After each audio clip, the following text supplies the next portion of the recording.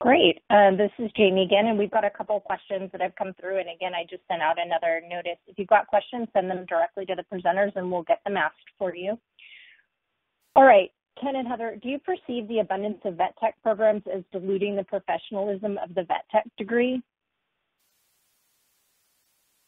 I don't believe that the abundance of the program is diluting. In fact, is diluting the profession. In fact, I think many times, and what we hear from veterinarians is there's not enough credentialed technicians to be able to fulfill the need that we need in all of our veterinary practices. So if I'm looking at the number of abundance of the technician programs, I think that we need to continue working with CVTA to increase the standardization and the education level of those technicians that are coming out, and still continue to produce some of the great skill that we have to be able to put in these practices and to satisfy the requirements of the general practitioners that are looking for credentialed technicians.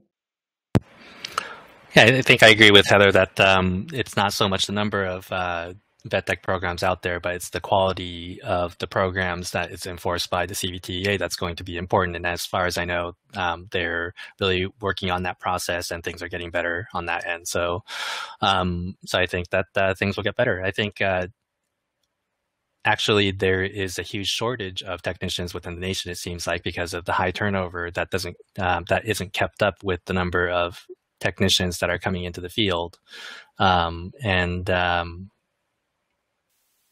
Regardless of what the intricacies of all of that is, raising of the standards is going to make that better. So hopefully we can work on that end.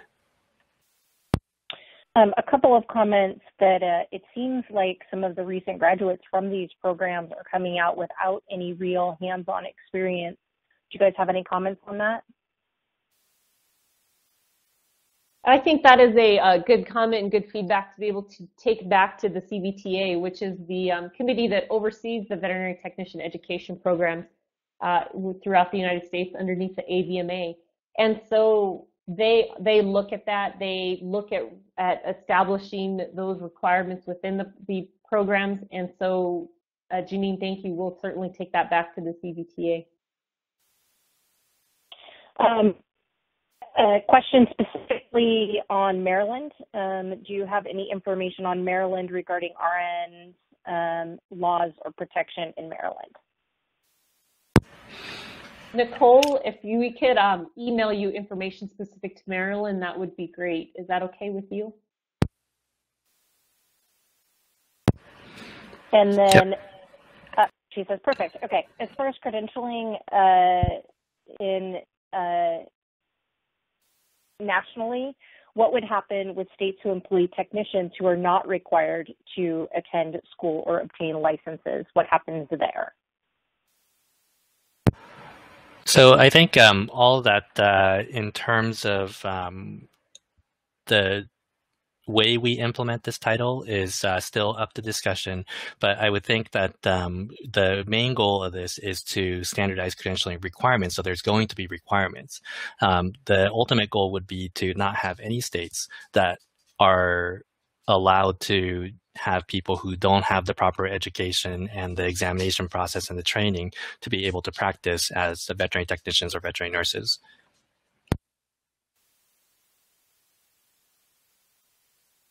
And would those people end up being grandfathered in at that point? I think the grandfathering or having an alternate route and such is something that is being discussed. That if there is a huge change in the credentialing method or credentialing procedure or process that comes into play, that will potentially exclude a huge proportion of that existing members of the profession, then we would have to think about a phasing in process where grandfathering would be considered. But that's something that needs to happen state by state, and we'll be working with the veterinary medical boards or the licensing board of each of those states to be able to implement something that we feel comfortable with. And so it shouldn't be something that is completely open, but there's probably a transition time that needs to be in place, which is the slow process of legislation changing. And are we talking about using the BT&E, or is there a different national testing process that you guys are thinking about? At this point, that's still all part of everything that we would have to investigate, but the VT&E is certainly a possibility because those standards are already in place. Excellent. Okay, and a question about us using the term nurse in this dialogue and in these questions. If it's not approved yet, can we continue to have that dialogue using that? I think that the use of the term veterinary nurse in dialogue is something that we can continue to do because we're talking about changing our title. And I think that as I mentioned a little bit earlier, we definitely did take a step back to say, okay, not everyone wants to use that title. There's definitely legalities surrounding it that we wouldn't be able to use that title. And so we're not encouraging or instructing anyone to use the term veterinary nurse for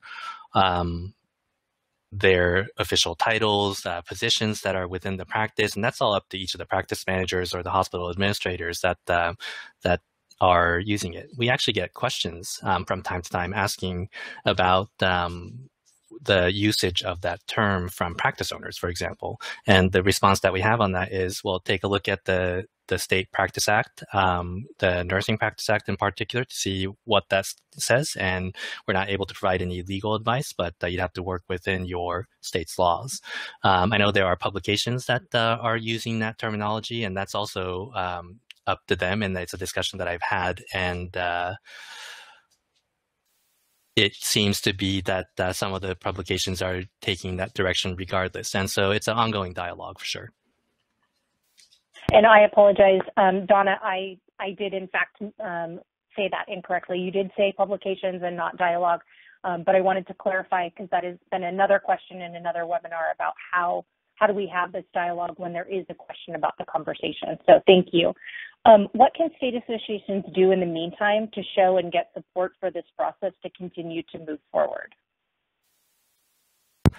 I think that Heather's slide on communication is one of the key things, is that if you do not have an active communication channel with your veterinary medical association within the state, with the veterinary medical board, even the nursing board, I would start doing that, taking a look at what ways you can have that conversation. And obviously being able to show that veterinary technicians are professionals, that we're not necessarily approaching them saying that if I don't know how you feel in terms of the title itself, but not approaching them saying, this is what we want to have happen and this needs to happen. But being able to ask the questions, this is the national conversation, the national scale conversation, profession-wide, and it really impacts our future. How are you feeling about it right now? Just start that conversation, being able to find who those contact people are, and sort of being able to put everyone, every interested party, as many as possible, at that table of discussion for this. And at the same time, the National Credential Task Force, as well as NAVTA representatives, are very willing to be able to arrange for meetings, conference calls, having us come out to your conferences so we can talk to your membership. Things like that are easily, relatively speaking, easily arrangeable. Do we have any historical data from nurses who've been through the national process on how national credentialing has helped them with elevating their field, like salary or any other benefits? You asked this question because the information as we were doing our research and working with ANA and the nursing National Council of Nursing Boards, is that we have the perception that they have everything ironed out, that everybody's an RN, that they have the same scope of practice in every state that they go to, that they have the same CE requirements, and they actually face a lot of the same issues that we have. They don't have reciprocity in all the states. They are definitely trying to work towards that, but they are not quite there yet. The CE requirements vary from state to state. There's even a couple of different credentials that are recognized in one state but not in another. And so we can look over their last 100 years of how their profession has progressed, and they've taken some great steps. And that is the conversation that we've really had, is tell us what you guys have been through, and maybe we can, instead of reinventing the wheel, we can learn from you. And they've been very receptive to that and providing that education for us. Excellent. Well, I think that wraps everything up. I want to thank you guys all for participating tonight. Your support in this and participation in the dialogue is going to make a really big difference no matter where we end up. So thank you for coming and participating. If you have any questions, don't hesitate to reach out to vetnurse@navta.net.